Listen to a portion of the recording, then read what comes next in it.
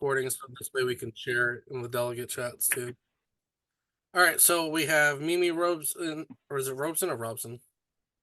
Robson. Mimi Robson for vice chair, and Josh Hlavka for vice chair. From Mimi's from California, and Josh is from Florida by way of New Jersey.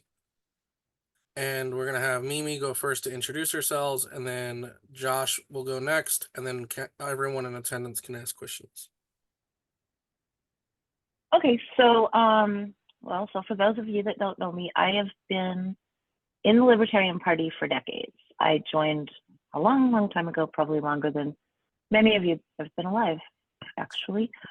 And in that time, most of that time I spent being an activist. So like I joined when I was in college. I started a college group on campus. I helped with one of the biggest marches in Washington, Washington, D.C. for women's rights in 1989.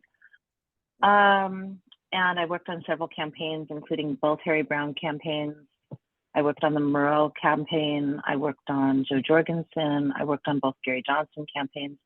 I've run for office twice, both for state office in California, where we have the top two. And I did pretty well. In 2018, I actually was the first and I believe only third-party candidate to make it to the general election in a contested primary. I beat a Democrat and a Green Party candidate. I'm currently the chair of the California JC and the vice chair of the Libertarian Party of Los Angeles County. I'm the immediate past chair of the Libertarian Party of California, which a few of you were talking about. I served as chair of California for 5 years. Prior to that, I was the secretary. And during those times that I was chair, we had major growth in membership. Over my tenure, we had a 50% growth in membership and about the same in revenue. We were able to hire staff. We were able to, do a lot of stuff. So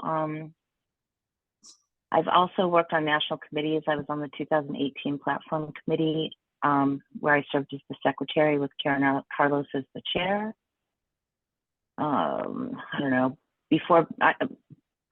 Currently I'm a structural engineer. That's what I do for a living. And I just want to say, I don't belong to any particular faction. I really believe that we shall try to get along because we're libertarians first. Of course, no libertarians are ever going to agree with each other. My husband is a libertarian. We've been married for over 30 years and we don't agree most of the time. No, but that's okay, because that's what it makes. I'm sorry? I said on nothing. I mean, it's just, to me, it's predictable. I love it. Yeah. So, and fun fact, when I became chair, I got access to the voter registration records. And it turns out that my husband and I both registered as a libertarian in California on the same day, 8 years before we met each other. So I thought that was fun. I don't belong to any caucuses except for, and this kind of goes with what y'all were saying, I belong to the Psychedelic Caucus, which is a single issue caucus to try to promote decriminalization of psychedelics, including mushrooms or any psychedelics. Actually, I believe in decriminalizing everything, but that's a single issue caucus. And I'd be interested in actually getting more information on the Medical Freedom Caucus, because that's a single issue that I could get behind as well. Sorry, I got that's okay. Oh, and by the way, I have a lot of animals, so if you happen to hear grunting, that is my pig.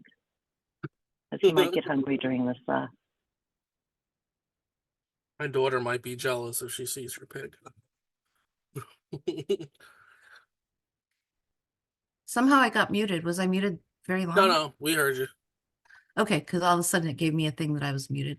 So anyway, that pretty much is my background. So there you go. You're up. Awesome. Thank you, TJ.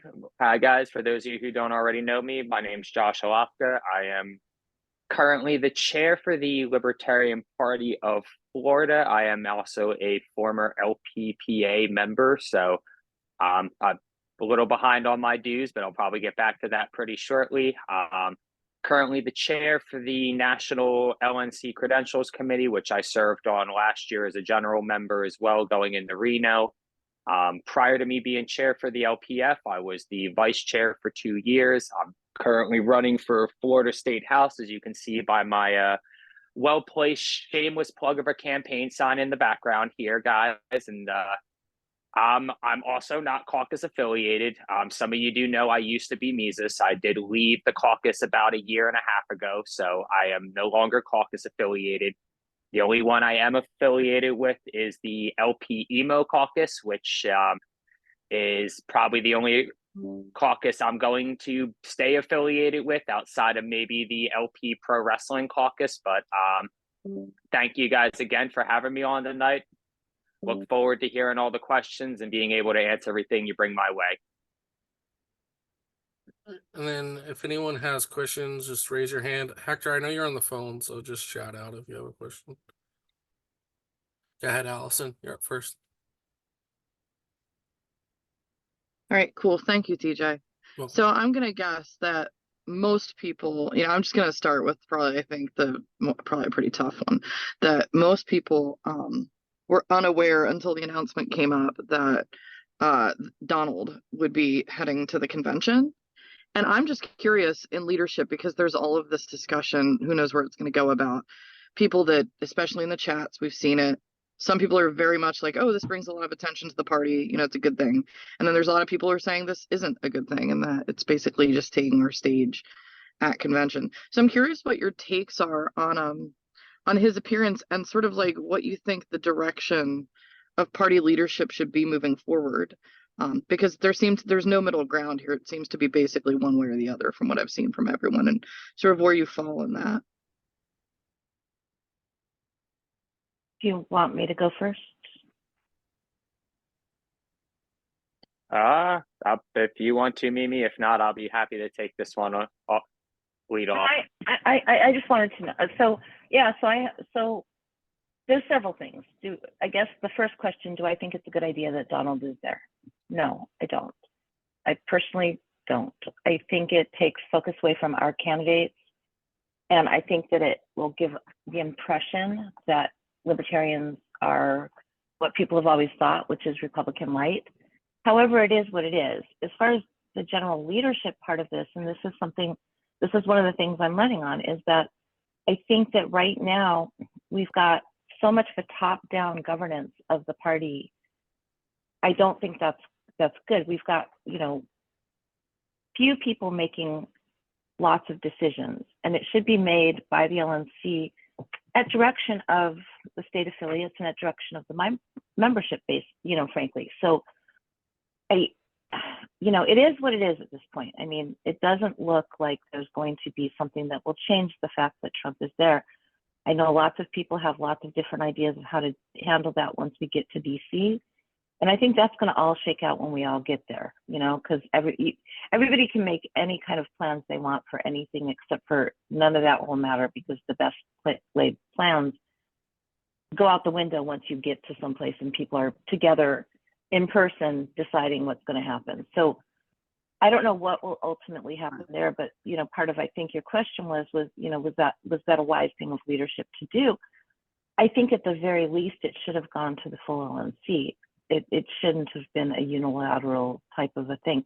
And by the way, I'm not saying anything bad about different styles and things like that. It's just, as chair, that was not my style. I wouldn't have done anything unilaterally, because that's not what the membership elected me to do. Did that answer the question? Yes, thanks. Okay, thanks. Josh, your response? So it sounded like a two-part question there, so I'm going to go with the first part on how do I feel about the whole Donald Trump situation. Is I love the money that's getting funneled into the party. I love the media attention that's coming in and that could potentially come in with our candidates.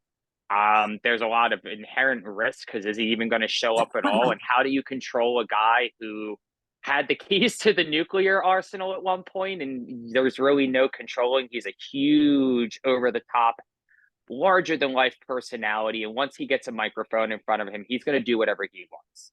So deep down, the answer is that this is really not the best idea.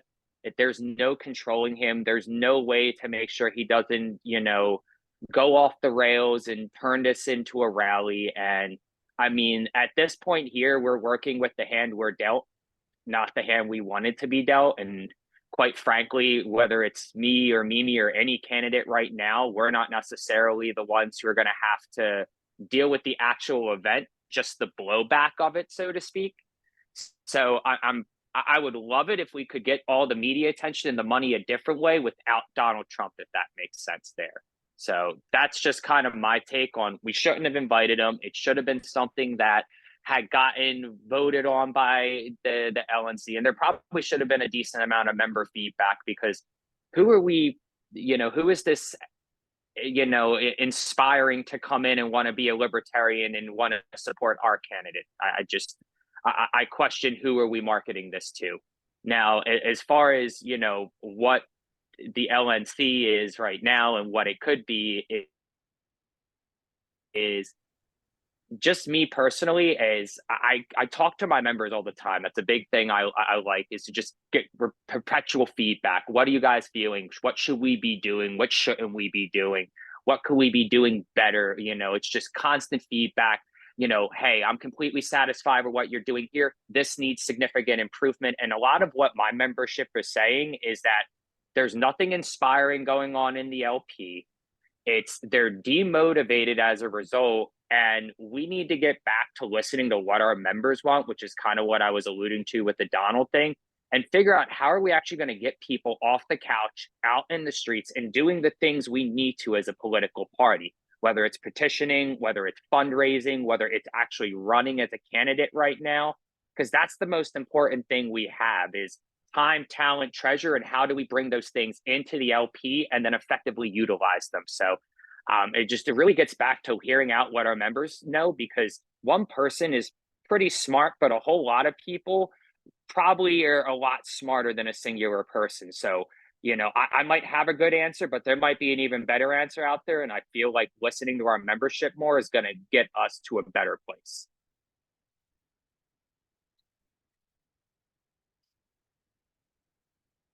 I guess, Mike, what's up? Talk to me here. Mike Thomas, you're up.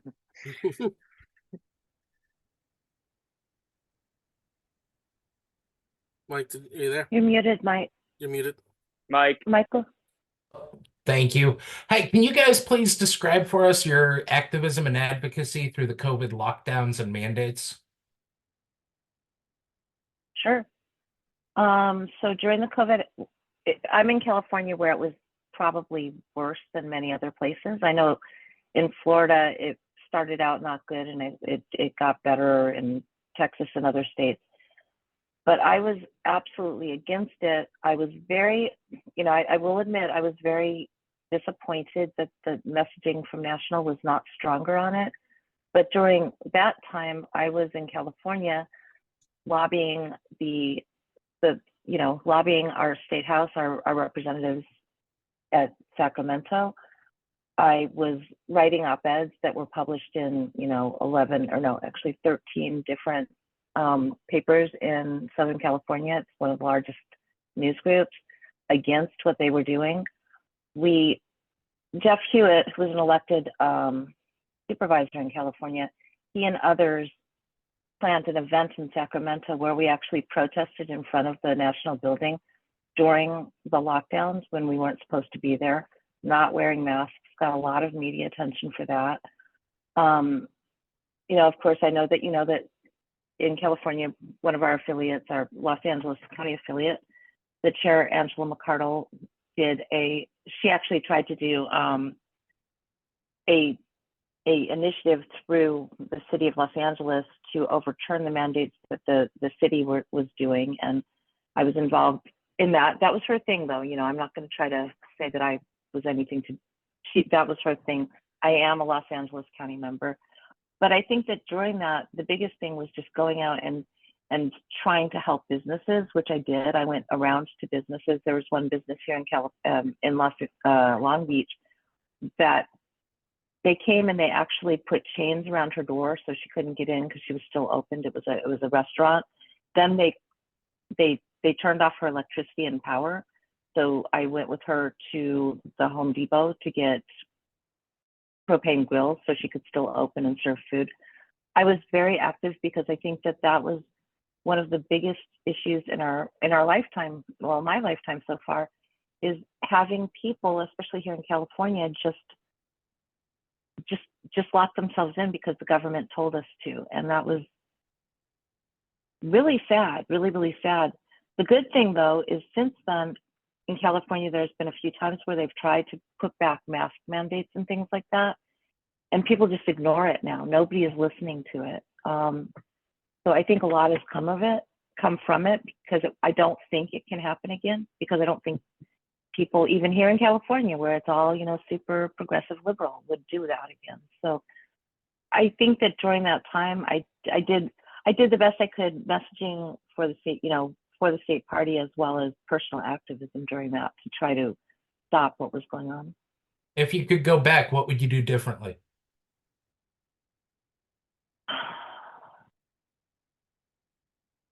Probably write more op-eds than I did. I mean, because that was actually something getting out to people that I wouldn't normally get the audience of. I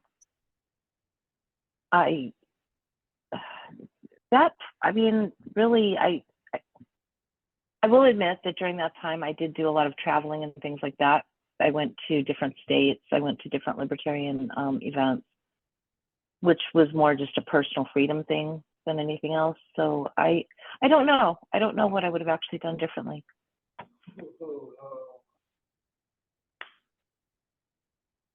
Thank you very much. Josh?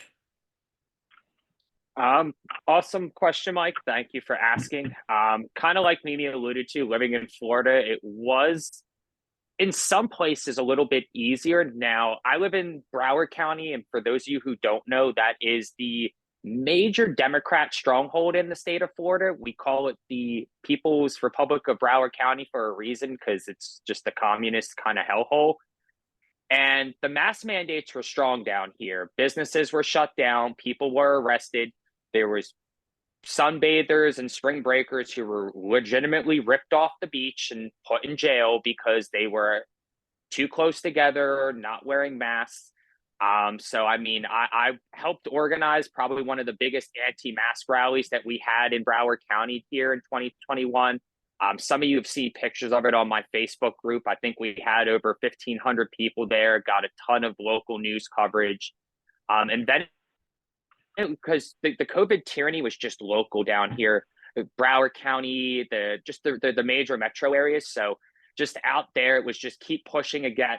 DeSantis still had an emergency order. This is what allowed the Democrats in Broward County and other areas to allow these mandates to keep happening. And just putting out their public notices and, speaking at different, events that, hey, we are still a lockdown state. I know when you go out to the rural areas or you go outside of Broward County, it's okay. But people had a false narrative and kind of put Ron DeSantis up on a pedestal. And unfortunately, that led to a lot of people thinking that DeSantis somehow was a libertarian governor, and that just was not the case. So, a lot of this with the COVID tyranny was pushing back on the narrative here in Florida that this was a free state and an anti-COVID state, when it was we're going to be a look the other way state for the federal funds to pump up the state balance and spend more money because the red spends too here in Florida. Could I mention just one other thing Thank that you. happened in California? And I can't say that it's Yeah, me, absolutely. but so in 2018, we had several people get elected to office, and then again in 2020.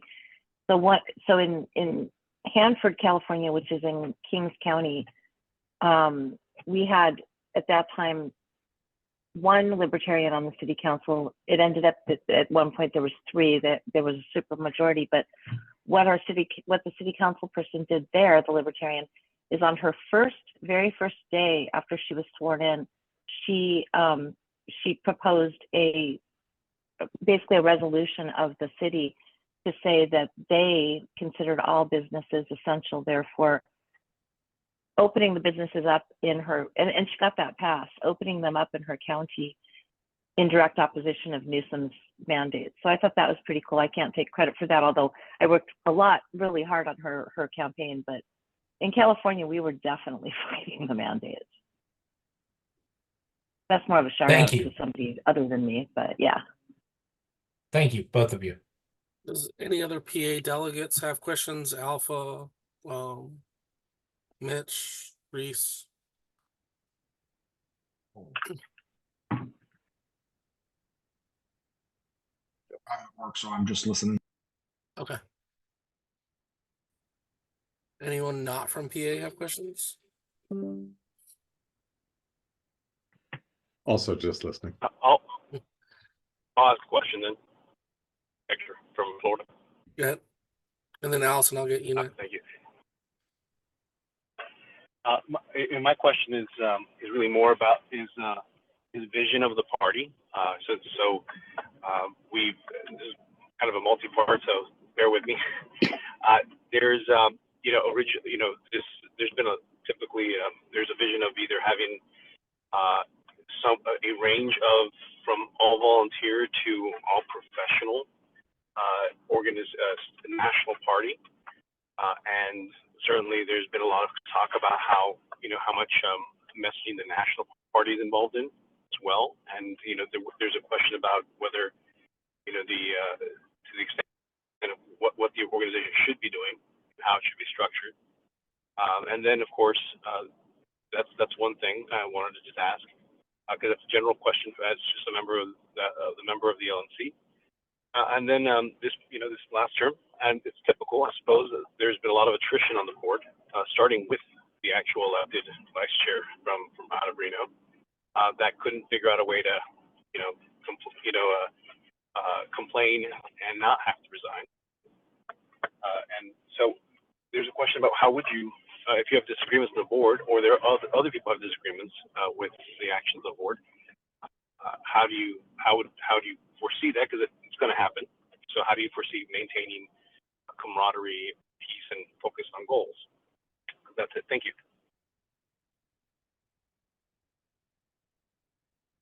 Okay, I mean, I don't have to go first every time, but I'm willing to go first unless you want to, Yeah, Josh. no, I'll take that one, being that Hector's a Florida guy here.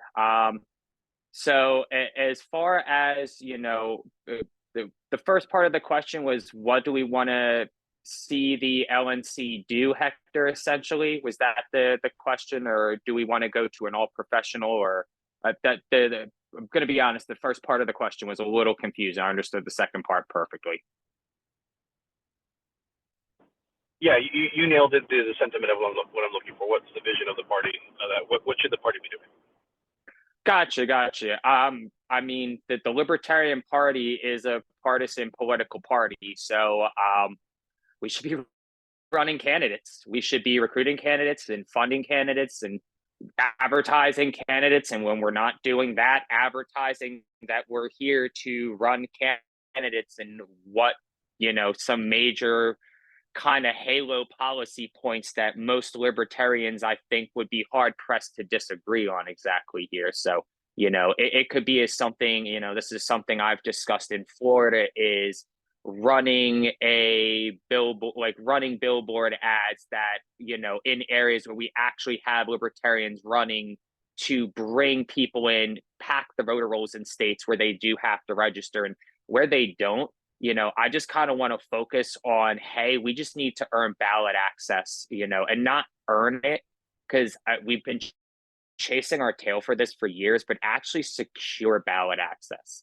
It's something we did here in Florida back in the early mid-90s, where we actually partnered with a bunch of other third parties in coalition to get a ballot referendum to get ballot access guaranteed for all third parties, which included the LPF. And now, instead of us having to go out and go door to door and knock, or have to get a extremely elevated amount like some states do of petitions versus what the duopoly does, we have to get the same amount. We pay the same qualifying fees. Everything is exactly the same as the other two major parties. So, that's where I would really want to get our focus back to, is let's recruit candidates. Let's run candidates. Let's advertise that we're here for the purpose of running candidates around issues like these, the halo issues, so to speak, and then secure ballot access with our ballot access states that have issues, the Illinois, the New Yorks, I know Alabama, we've been doing work in our region, on ballot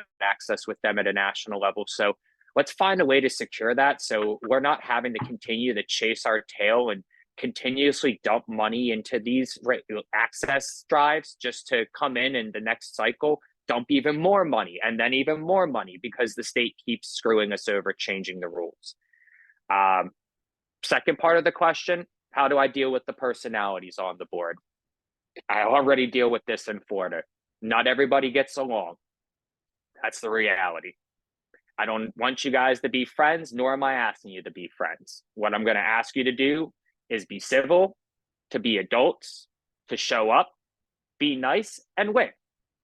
Essentially, the three things that a wise former LNC chair a long time ago at once said. So it's just really managing personalities as far as, hey, if we're gonna have disputes, let's try to pull people out of it. Let's try to keep it as insulated as possible.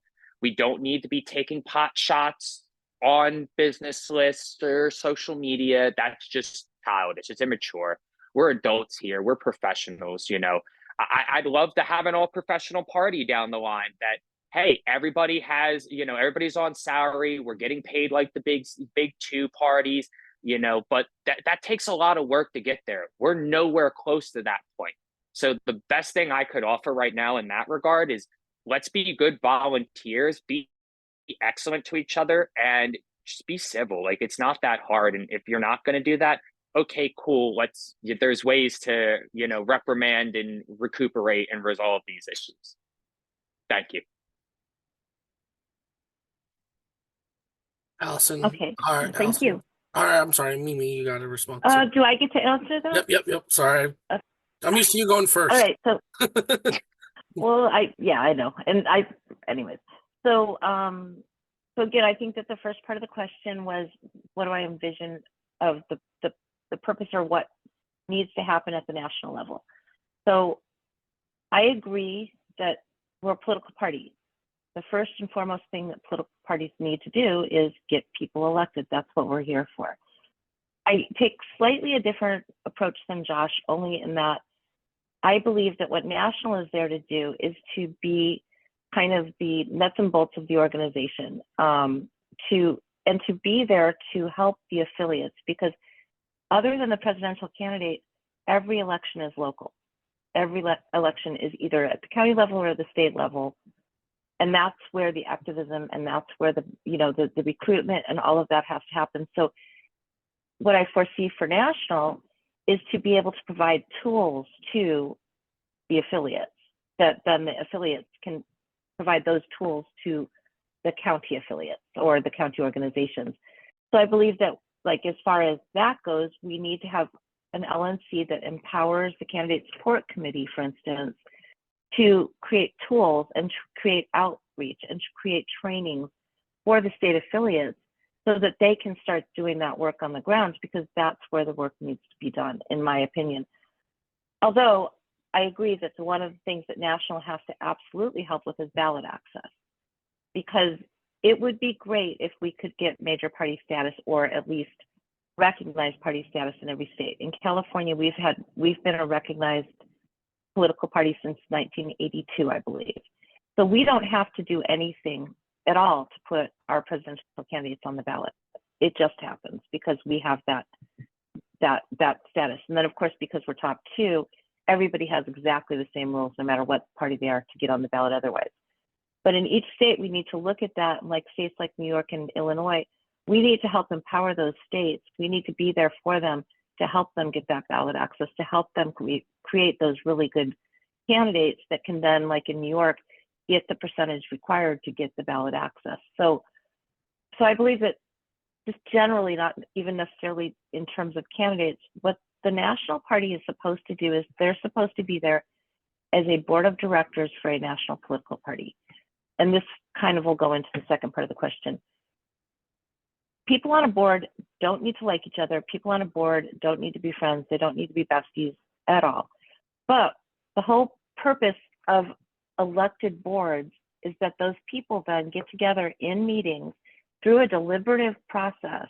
They work through those things They do what's best. They take input from the membership, they take input from the states, and they work together in that meeting in a deliberative process. And what I've seen happening, especially, well, everywhere, but it happened in California, and I think it's happening in national, too much stuff happens before they even get into that meeting. There's too much like back channel stuff going on. There's too much stuff being done on the private lists. There's too much stuff going on there. We need to sit down in the room, and we need to actually have this debate to decide what's best for the party. So my thought is that, you know, me as vice chair, so the vice chair, you know, the vice chair acts as you know, an assistant to the chair, does the things that the chair deems necessary and all those things, tasks that are assigned to them. But the vice chair is also an elected member of the board who is elected by the membership, who has to be there to represent the membership. So the vice chair isn't there to necessarily fulfill the vision of the chair per se. They're there to do what the chair asks them to, absolutely. But it's not to fulfill, if that vision isn't what the people that elected you or me as vice chair, if that's not the vision they have, it's not the vice chair's job to work toward that vision. It's the vice chair's job to be a voting member of that board that's going to do the right thing. So I believe that at the national level, we need to really prioritize what it is we're supposed to be doing, which I believe is really being there to facilitate what the states need to do, because all activism is local, all politics is local. So I think I kind of put both of those questions together in one answer, but that's kind of my vision of how we would get along better. We don't have to get along, we don't have to be friends, but we have to sit down in the room and actually go through the process of doing the right thing for the party. And I think, and as far as, you know, one of the things you brought up was people acting childish on the public list and stuff like that. I think that's just deplorable, and I don't like that at all. And that needs to stop, but you can't really stop people that don't want to be stopped. So, does that answer your question, Hector? Thank you for your response. Perfect.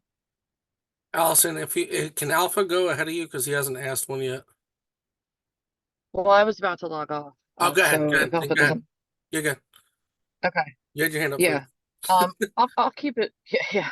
I'll keep it short. So, well, I very much appreciate, you know, both of your desire for ballot access. Pennsylvania is a ballot access state.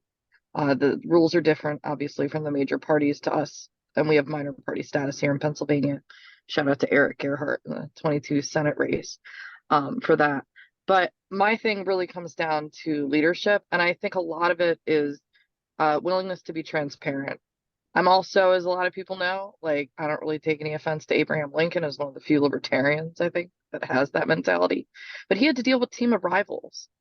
And, you know what, I don't even think, like, libertarians, you know, there's just, like, caucus divides. It's not even, you know, it's not really a team of rivals so much as it's, like, team of, like, various philosophies going against each other.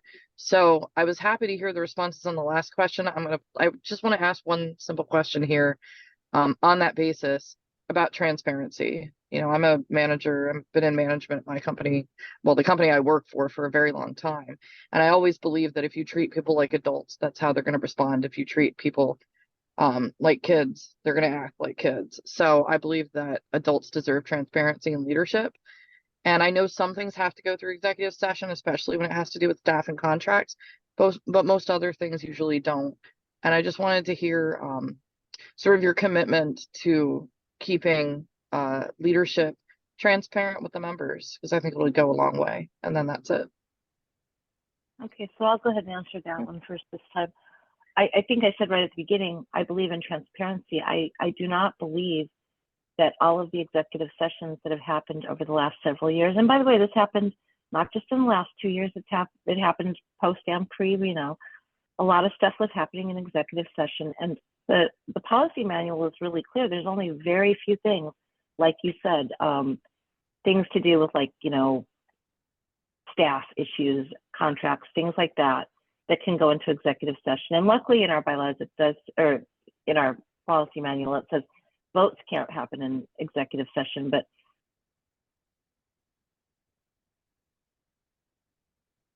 Oh, Muted, Mimi got Mimi. muted.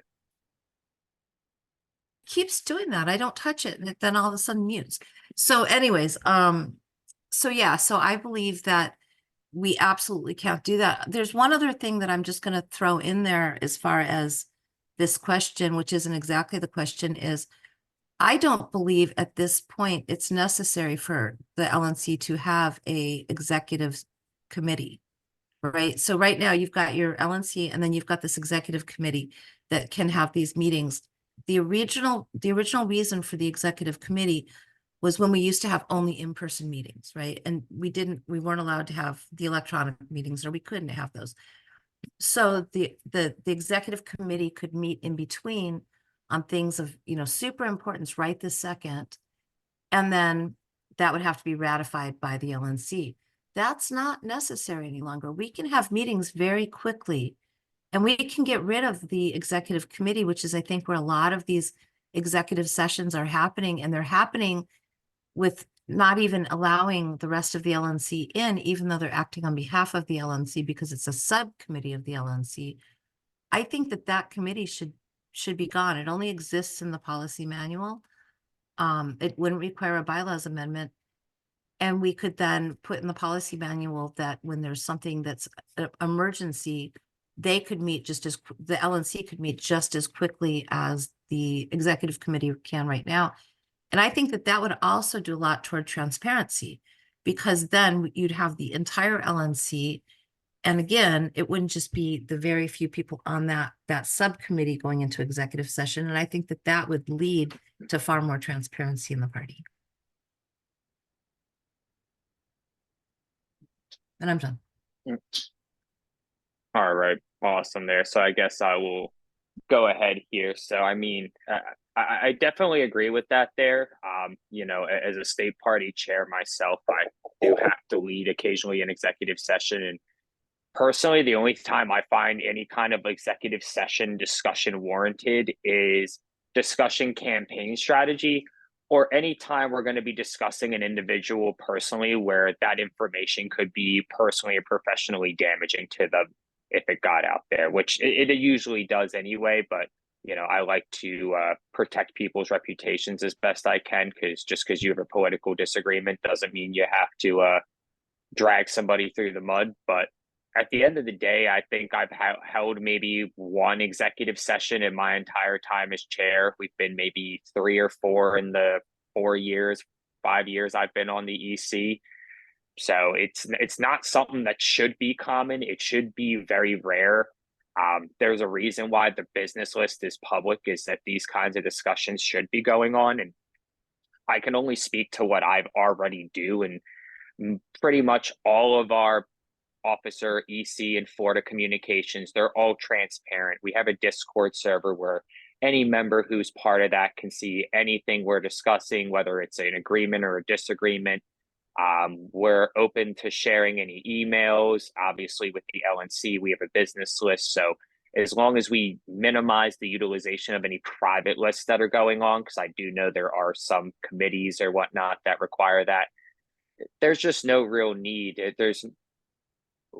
We should be a transparent party. What are we doing that we need to hide outside of a very few sensitive things that I would think most people in the party would agree probably should be kept close to the chest? So once again, I can only speak on what I would be able to provide, and it's just bring more of what I've been doing here, which is just give you complete open access to the best of my ability, and kind of manage what I think is appropriate and not appropriate to take into any kind of executive session or private discussion there.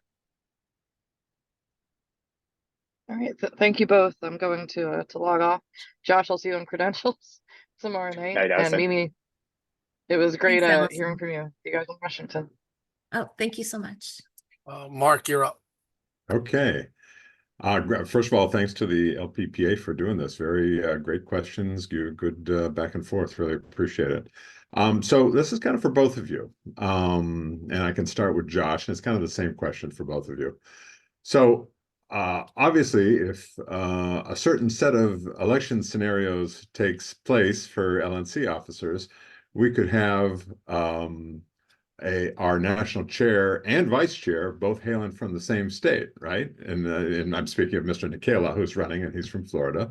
And Mimi, in your situation, obviously Ms. McCardle. Oh, wait, she's not from California anymore, is she? Texas Ah, now. that's right. So I was going to say, because, well, let's call her having close ties to California then. But you follow the thing. In general, the question is, do you guys think it's a good idea to have, top national officers, whether it's chair, vice chair, or, of those four officers, multiples from the same state? If yes, if no, why or why not? Or do you think it's better to kind of spread it out? And I guess, Josh, since it's most Yeah. relevant for you, yeah. Yeah, I'll go ahead and take that question first, Thank Mark, you. since that seems very relevant here. Yeah. That's honestly not my personal decision to make here. This was something I had been debating on entering the race in for over a year and discussing with my friends and family, close tied.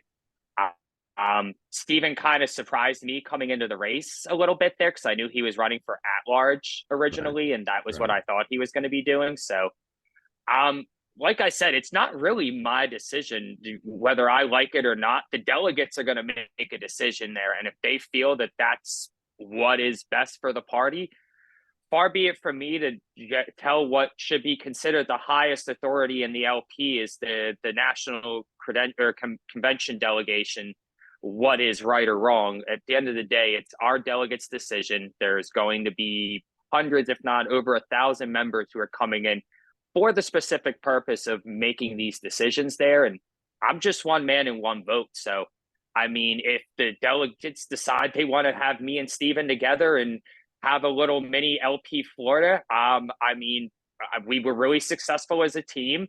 I could speak to that at least there. I know who I'm working with. That said, I'm not concerned about if it's not Stephen Nikela and it's Angela McCardle or Mark Rutherford.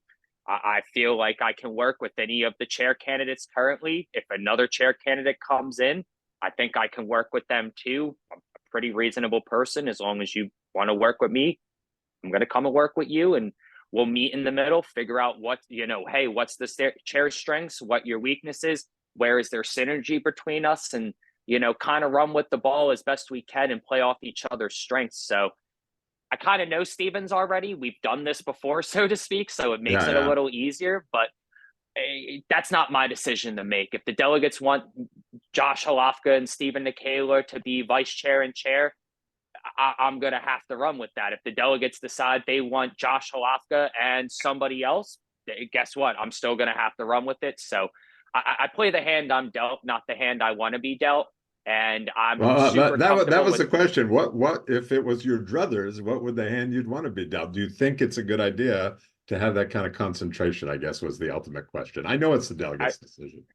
I mean, yeah, that's, I mean, I don't, I had that kind of overarching authority on the party. I think everything I just said in the last question gets thrown in the trash because now I get to be Emperor Palpatine with the Force lightning. I have no say. I'm fine with it. I don't, if it's a problem, I mean, the delegates are going to have a say in the matter, and it is what it is. I mean, there's some things I can't really discuss right now in my personal life that are going on. I do know my job has the potential that they could move me out of the state of Florida through a promotion, which I could be up for soon. So I can't really speak on how long I'm going to be in Florida. My job to move up to that next level from where I'm at in my position generally requires a move that is out of state. So I've kind of told them we're going to put that promotion on hold here because I'm running for office and I want to get my election results before I commit to leaving a state where I just got elected as a state representative. But just being forthright, I don't even know if I'm going to be in the state of Florida by the end of the term. So if that's a concern, I don't know what to say except, you know, advocate to the delegates to pick somebody else. Like, No, you know, and no. you can make that as, you can take that as every way you want. I'm not going to advocate against myself, but if the delegates feel that having 2 people from the state of Florida is an issue, I would just say, hey, advocate that, you know, maybe having a concentration is a good idea. Do I think it's a problem? No, not really, honestly. If it was, then we would have out of state, you know, representatives for our in-state guys, because can't have too much, or hey, we wouldn't have so many people concentrated in out of one county sometimes. I know that some states, half of their EC, you know, like in Florida, we have at one point 6 of our 21 members came out of Broward County. Was it a problem? No. We knew Right. each other. We got Right. stuff done. Things were easy. So once again, extrapolating it up and kind of drilling up on this, do I see it being an issue? Not really. We know each other. We know how to work. Yeah. It's, you're not going to beat up on each other. I appreciate that, Josh, and I appreciate the reminder that Ms. McCarl, of course, is not going to run from California. But Mimi, I mean, the fact is, anybody can instantly run for chair. I mean, the state party chair could run for chair. Who knows? Do you have general thoughts on the issue of that kind of concentration among the officer base? Honestly, I never even really thought about it. So no, but I don't see that there's an issue with 2 people from one state. I mean, for instance, California, which by the way, I'm not going to be moving anytime soon. Because I like the weather. I'm a licensed engineer here. You know, it's like I have no plans. But you know, it's a big state. It's the size of like 5 different states. If there was 2 people from California, would that be a problem? I don't think so. I mean, I think especially now as a national party, as long as we're doing it, you know, as long as we're acting in a very bottom-up type of a philosophy, it shouldn't matter at all if there's a concentration, because you're elected to be there for the membership and for all of the affiliates. So having, you know, it's not like if suddenly, I don't know, some Californian decided to run for chair, who I have no idea who that might be, but let's just say somebody did. I don't see that would be an issue. And also I think that, you know, again, it doesn't have to be that even the chair and the vice chair are besties, right? I mean, they don't need to be besties as long as the vice chair is willing to do the work that the chair, you know, prescribes. And as long as they're willing to do those things, they don't have to be besties, and they don't even have to have like, you know, this thing where they, you know, the strengths and weaknesses. As long as the vice chair is willing to, you know, fill in if the chair is not there to be able to chair a meeting, or as long as the vice chair is willing to do the things that the chair prescribes, I have no problem working with any of the people that are running for chair. And I've actually, in some fashion or another, worked with all 3 of them in the past, and I've known all 3 of them for quite some time. So I don't see that as being an issue. I just don't. Great. Thank you both. Appreciate it.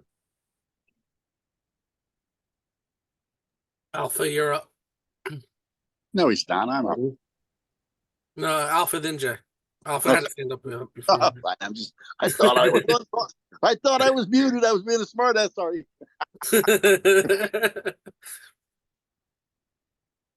Alrighty, so the question that I've got for the both of you is, what do you think are the absolutely immovable, unchangeable landmarks and principles of the party?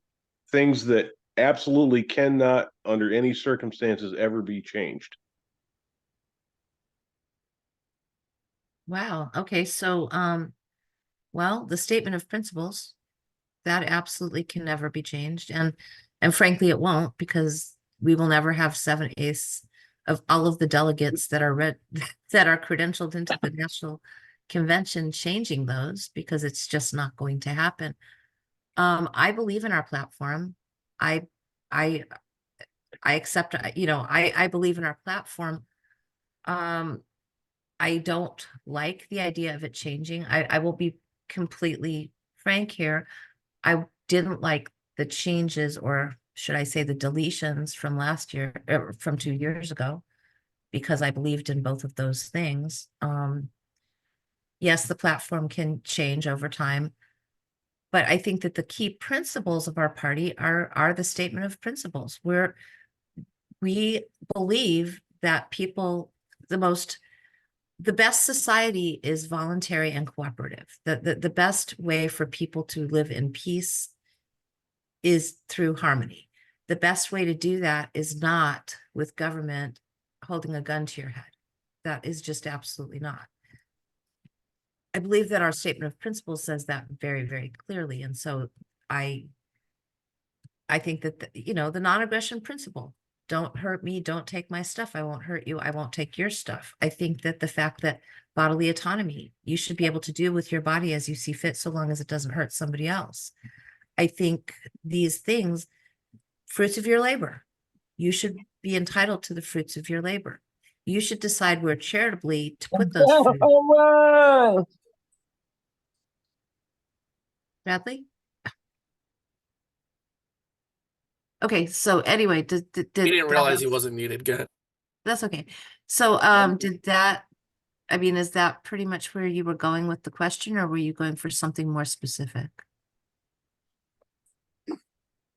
Well, yeah, I mean, there have been some people that have been saying that there could be some people in the party that may doubt things like, the NAP, or maybe have feelings that maybe we should move to a model where we're kind of more minarchist and kind of, maybe push the anarchs out or something like that. So I guess I was just kind of trying Okay, to get, absolutely. trying to get into, like, yeah, basically, what each of you, what your underlying philosophies that you're going to base your decisions on are. Okay, so, well, let me just give one last clarification, because now I kind of understand him a little bit better. So, no, I'm going to use the stupid train analogy, but I use it anyways. I think that the party should be here for anarchists, minarchists, constitutionalists, whichever part of that spectrum you fall on, if you're going toward basically liberty. And people like a minarchist can jump off the train before we get to full anarchy. But I do not believe that we should be ejecting anybody from the party so long as they believe in our general principles of the non-aggression principle, to not use force and fraud to achieve political ends, to not hurt other people and take their stuff, and to have as much personal individual freedom as possible. So if somebody comes into the party, let's just say, and they want to change our platform to change any of those things to make it more palatable for somebody that isn't willing to take that leap of the NAP, I would be absolutely against that. And that would be something I would never, ever want to see happen, because those things are too important to me.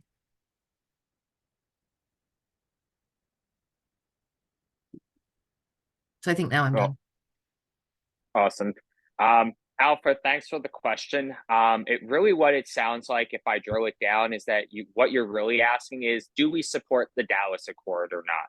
Which, for those of you who are unaware a little bit in our party's history, the Dallas Accord was what basically was an agreement, in very simple terms, between the anarchist and minarchist wings of the party, that anarchists do belong in the party and have a place. And yes, I do support the Dallas Accord. I would be mortified if the Dallas Accords was torn up and thrown in the trash and nuked, as one potential delegate had suggested. That would essentially throw somebody like myself out of the party if anarchists were no longer welcome.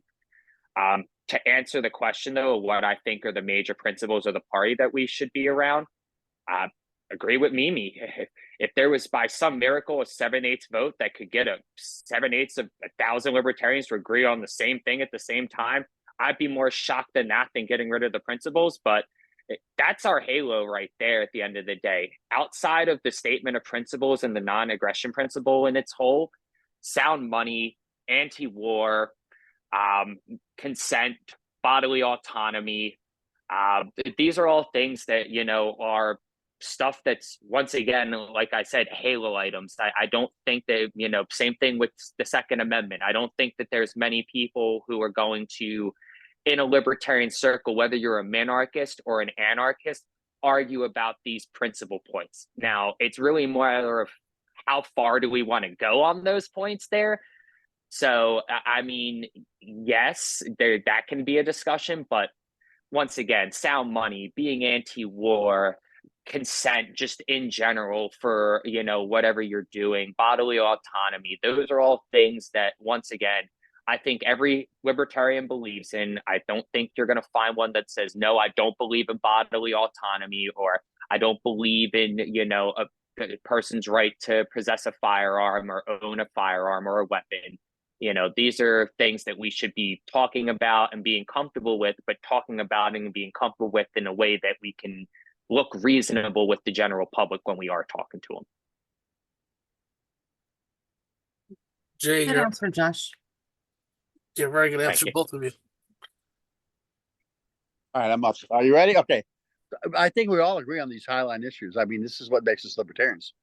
What we're talking about now are political issues within the party. And I have to apologize, but I'm going to ask a question that's pretty parochial. And for me, it's a litmus test. And the question is, do you or do not support the LNC's further prosecution of the issues against the Michigan party?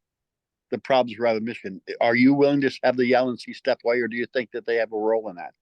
And They it's have broke. no, I'll And it's answer what first. that would be. I have been very vocal on this, so I'll answer first. The LNC, and by the way, I was vocal on this pre and post Reno, okay? Thank The you. LNC has no right to be involved in state affiliate matters, period, except for, with the only exception of the bylaws, to disaffiliate. Anything else is incompatible with the bylaws and incompatible with the autonomy of the affiliates. I believe that that the LNC should not be involved in any of these lawsuits. I don't think that the LNC should have done what it did in New Hampshire. I don't think it should have done what it did in Delaware. I don't think it should have done what it did in Michigan. I don't think it shouldn't be involved in these things. Those should be left to the state affiliates to decide. And if push comes to shove, if it gets so terrible that it's a case to be made for the nuclear option of disaffiliation, that is the only thing that the LNC can do. And I've been harping on this for a long time, long before Reno, because the last LNC did this as well. And it was just as wrong then as it is now. So you support the Michigan delegate slate as it was presented? I mean, I'm going to ask both of you guys this. I'm pretty sure you do, but I want to know about John too. I mean, Okay, we present the slate, and this question, and it will probably be challenged, which to me is insane. I agree with you. They had their convention sadly that was called by the chair of, actually the LNC favored, you know, winner. I was there. Yeah, and so they had their convention per their bylaws. They elected their delegates per their bylaws. That is the delegate slate. I understand that there's some issues. The LNC should not be involved in that, nor should the credentials committee. The state affiliate can take it to their own JC to decide whatever they're going to decide, but the people of the affiliate are the ones that followed their bylaws to do what they did. They should absolutely be the ones that were presented and seated, in my opinion. Thank you. I just want to go and vote. Yeah, Josh. Awesome. Thank you.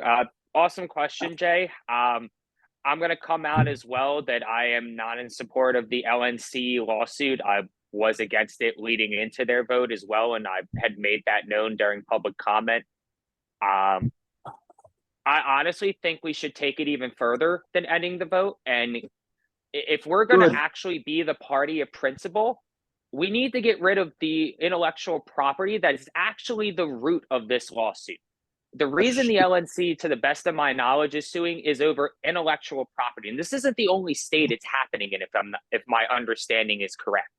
So we need to get, if we truly want to be the party of principle, the way our tagline is in our everything pretty much in all of our media, we need to get rid of the IP. Let's live on our principles. We don't need this.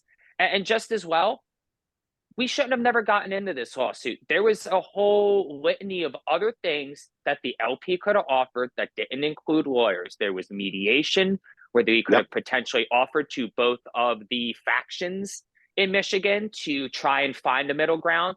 There could have been some type of arbitration if mediation didn't work out. There should be a whole checklist and steps to get to a lawsuit. But that should never even be a thing, because why are we suing over IP in the first place? Are we not the party of principle? Do we not want to live on our principles? Are we scared of our principles even? Big question mark for me there. But to answer it very bluntly, if I was elected, yes, I would work to immediately end the lawsuits. I would also immediately look to divest of any of our intellectual property so that this root cause of these lawsuits can never be weaponized again. And I would hope that we would all agree that if, once again, we want to be the party of principles, having it copywritten when, you know, libertarians might not really always agree with IP maybe isn't our best look marketing wise. So I'm just going to put that out there. But Jay, great question. I appreciate you asking it. I appreciate your answers from both of you guys. I had a question, but I had a point, but I'm high now, so I forgot. So maybe I'll remember. So I'll ask mine, and then I'll have Michael Thomas go. I just wanted to. So I have two questions in one technically, because I want to get Michael and everyone else. So the first question is, I am on national candidate support. So candidate support is very important to me. I'm big in helping candidates run for office. My concern with the current LNC is, I know I'm not going to speak for the entire candidate support committee, but we did have a meeting and it's just pretty much unanimous. We felt handcuffed at times by bureaucratic BS within the LNC. If you give a committee a budget, they should be empowered to spend that budget. We wanted to know what both of your thoughts are on that. So for instance, current structure is the LNC candidate support committee votes to recommend to give money to a candidate out of our budget. And then the LNC has to place that on the agenda and then vote on it. And then the second question I had relates to that. Do you think the LNC should be charging candidates for their website template? I guess I'll take this one first since Mimi took the last one. I can only, once again, can speak to what we do here in Florida and how I like to run things is, generally speaking, the committees for us will give us some type of budget for a time frame, and the executive committee in Florida will approve that budget for that time frame. And essentially those committees have within that time frame to spend up to that amount of money. So if I approve my affiliate support committee for $5,000 for an annual budget, they have 12 meetings to spend that $5,000. And if they go over it, they now have to come back to the executive committee for more and make another request for an additional budget item. So that would be how I would want to do it, TJ, if I was elected. If you guys bring us a budget and we pass the budget, there shouldn't be another vote to approve what you guys are spending.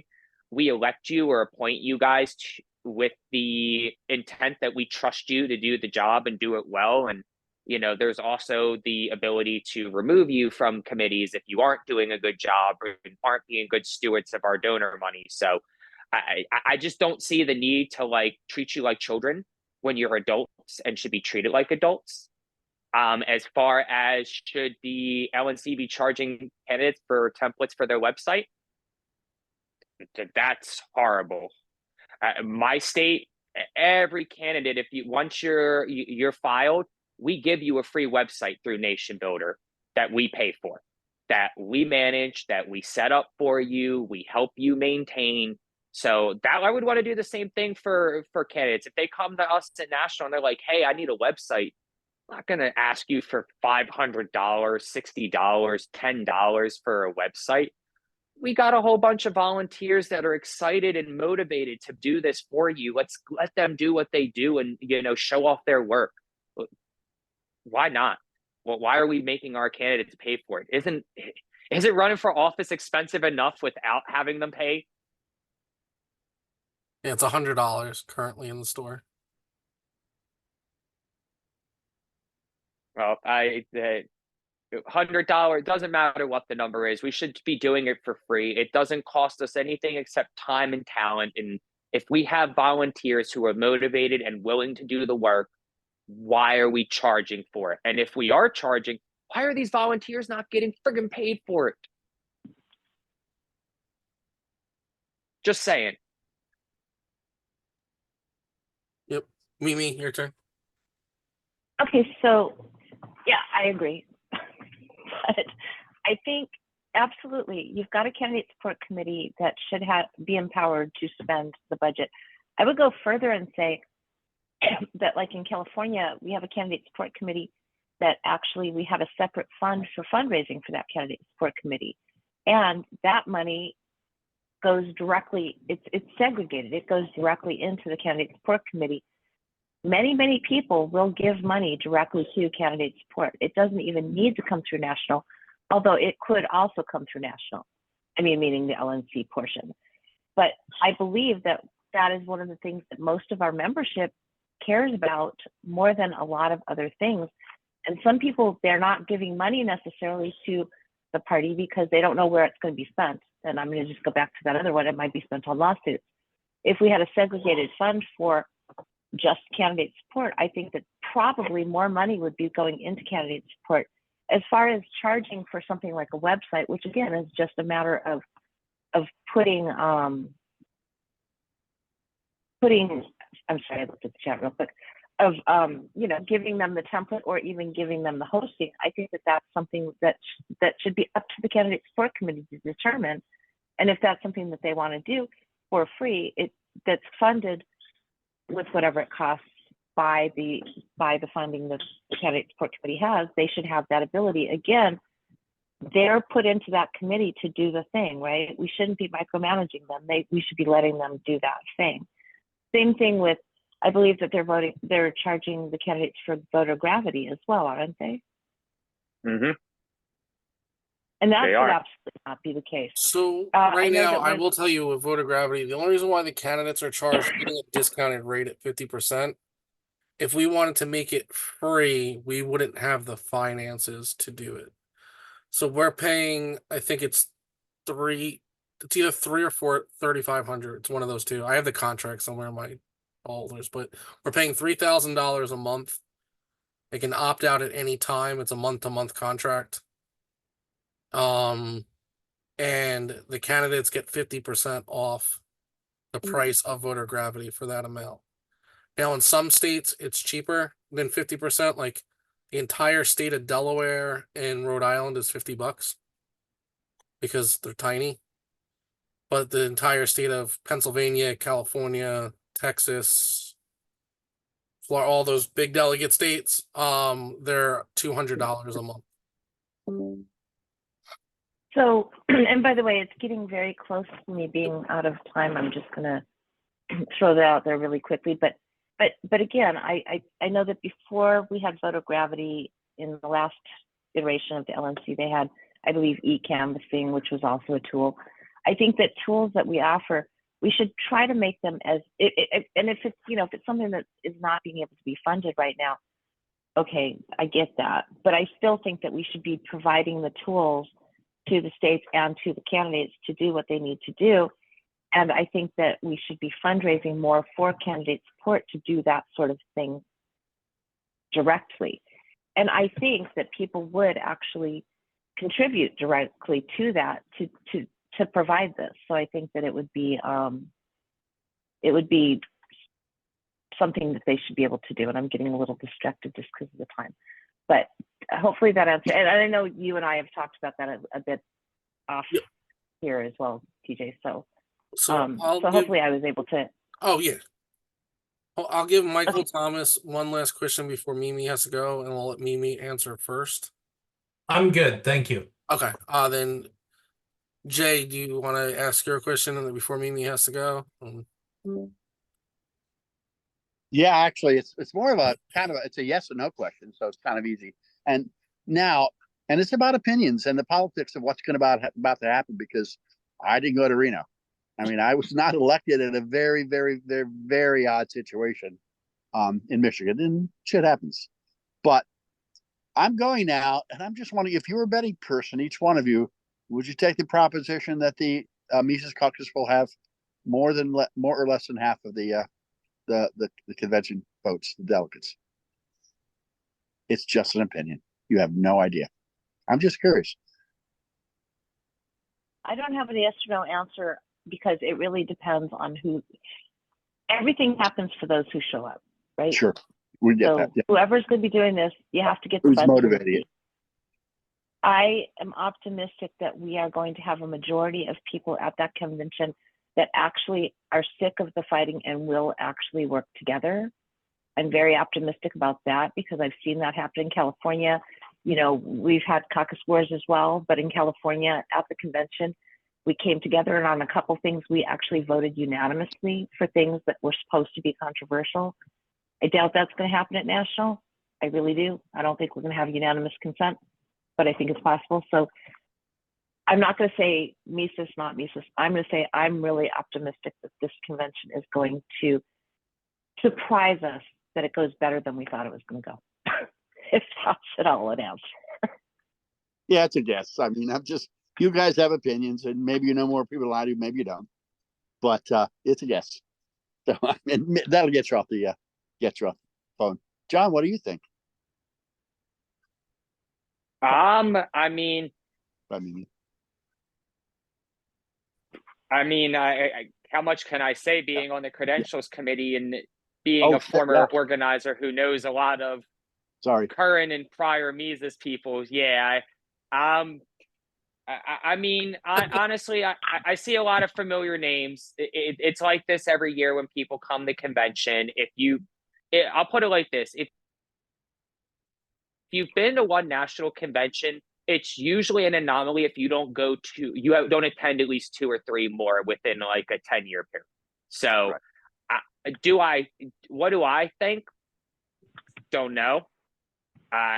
Honestly, there's a lot of people I know who used to be Mises, who aren't Mises, people who weren't Mises, who are Mises, people who are new to the party completely, and I have never met before in my life, and people that I know have been here since the 70s, and some of them who were in Nolan's living room when he founded the party. So, I mean, I'm always excited to meet new faces. Do I know? Would I have a guess? No, not really. And here I want to be careful. I didn't ask because it's really, I was asking an opinion, and unfortunately, it kind of almost begged for inside information, and that was not my intent.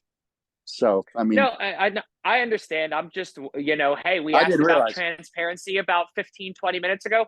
Being transparent. Hey, I do know a lot of Mises people who are going to be going. I see a lot of non-Mises people who are going as well.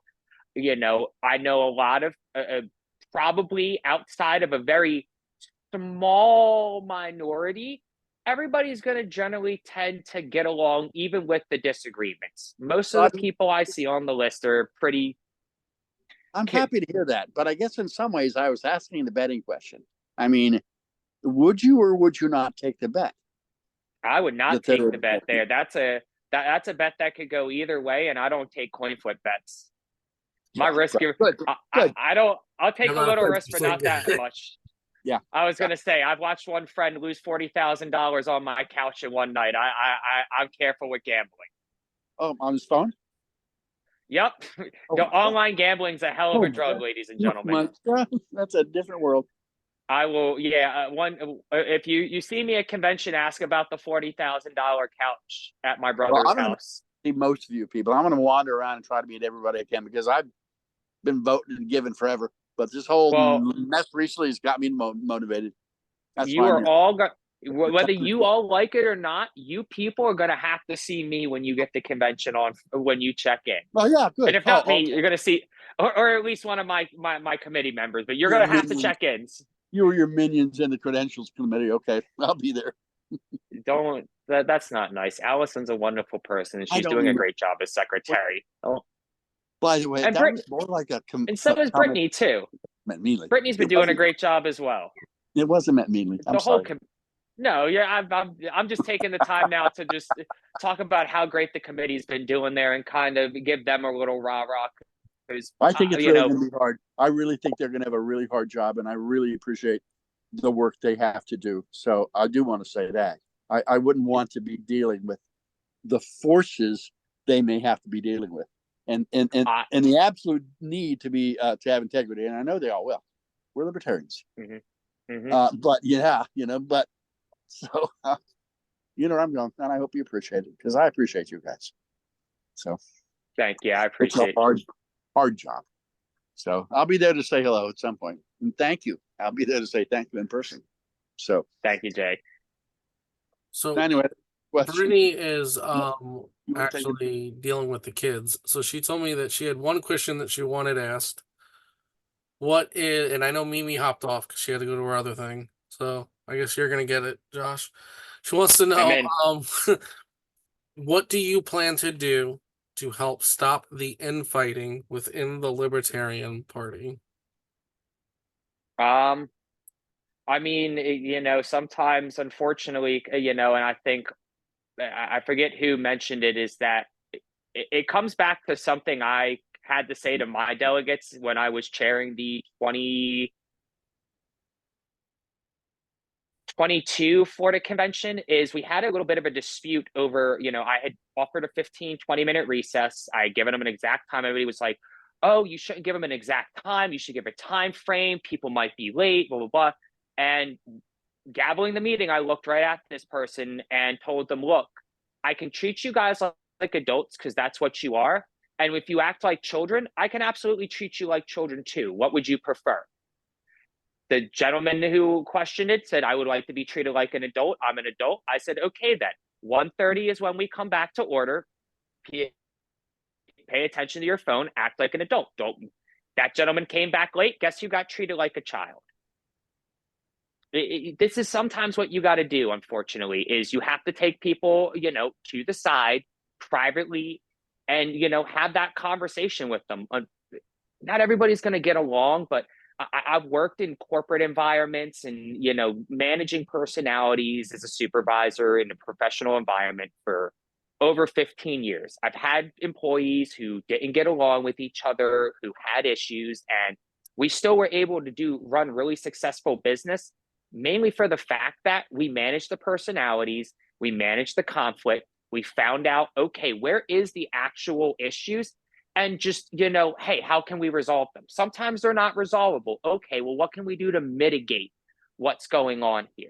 Not everything is going to be solvable, guys, unfortunately. Personalities, just some people are going to just do the possum and hiss at each other and, scream at the moon. But it just comes back to having those critical conversations on the side, making sure that the chair is engaged as well. And, if they're asking me to do this, that they, I understand what they want to do here. And it's really just, taking a couple partners and just, hey, you're acting like a child, please stop, but privately. You don't need to drag somebody out on a public list. You don't need to do it on social media. We can do this over a phone call, over a Zoom meeting like this. It's something that's a little bit more insulated, because at the end of the day, a lot of the infighting, I feel like, is also ego driven. People feel like they're under attack or that their egos are hurt. And instead of, having that conversation one-on-one, they want to immediately hop on Twitter, hop on Facebook, and this person is da-da. That's not effective, guys. When's the last time you had somebody trash you on social media and you're like, man, he's right? It never works. So it's just being kind, being cordial, being professional, but also, sometimes telling people, hey, you're acting like a dick, but privately and, without dragging them all over social media. And then She had one follow-up question. How does, well, Jay's asking it in the chat, but how do you feel about the ongoing back and forth within the board business email between Adrian Malagon and Todd Hagopian? She's just gonna put you on the spot. Like Jay started typing it and Brittany's like Okay. texting me it from upstairs. Okay. So I actually have a solution for all this, and it's a fundraising solution. So not only will it resolve the issue, but it would allow us to make money. And this is what I'd like to propose is I'd like to propose that every year at the convention, at some point, maybe Saturday night, maybe Sunday, we have an LP roast. You pay money to get in and you get to roast whoever you want for X amount of time. You can say whatever you want. You can I talk. thought that you were going to say that. That's hysterical. I was. So I mean, you go ahead. Tell me my beard is thin and ugly. Tell me my eyebrows look like caterpillars glued onto my forehead. You know, tell me that I look like a crackhead from Kensington. Like whatever you want to say, go ahead. You got 10 minutes. You paid for it. Trash whoever you want. You want to call somebody, you know, within reason, of course, guys. You know, let's be a little bit tasteful. Roasts are always, you know, roasts tend to be tasteful to a certain extent, but I mean, why not? I mean, outside of that, I don't like it. It makes us look bad. It makes the people who are slinging mud immature. Like, and the sad thing is I know Adrian. I've worked with Adrian. I know Todd. I've worked with Todd. I think Todd's a great guy. I think Adrian's an okay dude too. I don't have any problem with either of them personally. But this is just it's immature from Adrian. I'll put it. You know, I'll be blatantly say it. I wish he wouldn't. You know, if you want to call somebody a dick, DM them privately. Hey, I think you're a dick and this is a dumb idea. Don't go blasting them on social media. Don't make fun of them. You look ridiculous and you look like you're not able to handle yourself. You look uncomposed and you look like you're just spinning tires, being distracted, arguing with people and whining impotently instead of actually having a solution. Now, if Adrian was out there like telling Todd and saying all this stuff about him and was actively doing something to refute what Todd's doing and compete and show that, hey, not only is Todd a dick, but I can do this job better than Todd, bravo, high five, hands in the air. That's what I'd want. If you're going to tell somebody they suck, at least show that you have a better way of doing it or that you actually can do it better. If not, then you're just bitching instead of problem solving. And I don't want, I'm going to tell people flat out if I'm elected, hey, are you trying to bitch because you're just bitching the bitch? I don't want to do that. Let's bitch. Let's complain and problem solve, and let's create solutions and let's resolve the issue instead of just whining impotently like we like to do. Love it. Does anyone else have any questions before we head out? I gotta apparently go set up a dinosaur game for a 4-year-old. Glad we've been here. The next one we're having is on Tuesday with Hannah Goodman at the same time. Really? I posted the link. If you go to lppa.org, I would be remiss to not announce it. I am the fundraising chair, so we would love for you to donate to the LPPA. We have plenty of events coming up, including Knobles. And all of our town halls will be on our event calendar. So.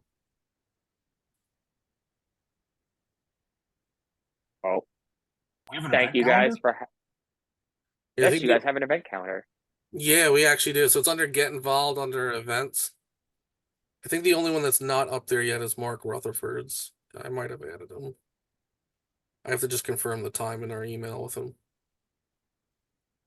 Well, this stuff is amazing. I'm really glad to be able to be a part of it. All this face-to-face stuff is kind of cool. So, all right. Yeah, I have to add Mark Rutherford's. Other than that, everything's on there. So, and please tell other candidates running that they should come schedule. My email's theo.kozin@lppa.org. We will hear anyone out. I will keep my circles open, guys. Thank you again for having this tonight. This was really awesome. awesome. Appreciate the opportunity to talk to some of your delegates, TJ, and, you know, getting to answer any questions that they have. Once again, guys, if elected, you know, I kind of want to be able to do the same thing. I understand part of it is running a meeting. If any of you haven't seen me run a meeting before, there's the 2022 and 2023 conventions, 2024 and 2022 conventions I both had to run in Florida. I think after that, nobody, especially after the 2022 one, no one questions whether I can run a meeting in Florida anymore. Had a couple people even say they prefer if I didn't leave because of that. You know, outside of that, this is what I would want to do. Hey, call me, text me. Let's set up Zoom meetings if your affiliate is concerned with things going on. You know, I understand that I'm going to be representing as well as, representing unaffiliated states. I know there's not many of them that are regionless, but I do understand that. And just generally speaking, I think the vice chair is a back office kind of role, or back room kind of role, where we're kind of dealing with the staff, the general membership with their concerns, and kind of being that funnel to the chair so they're not overwhelmed with information overload. So once again, if elected, guys, I'd love to keep hearing from you what's going on, what you'd like to see us doing, where we can improve and be better. So, I know where our blind spots are, and we can keep making this party something you can be proud of, and something that, hopefully all of us can be proud of to maybe one day hand off to our children for another bigger win that they're going to have in their generation. So thank you again for having me here, guys. I'm on social media, Facebook, Josh Hlavka. I'm on Twitter at Hlavka, the number 4 Florida. You can follow me on there if you don't already. And once again, my DMs are open. Feel free to reach out.